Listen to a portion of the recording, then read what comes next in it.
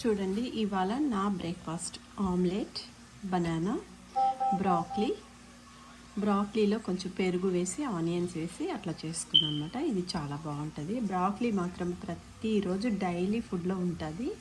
అట్లానే అట్లానే బొబ్బర్లు, బాయిల్ బొబ్బర్లు, ఏవి కూడా ఆయిల్ లేకుండా ఇది మాత్రం కొంచెం నెయ్యి వేసుకొని ఆమ్లెట్ చేసుకున్నాను.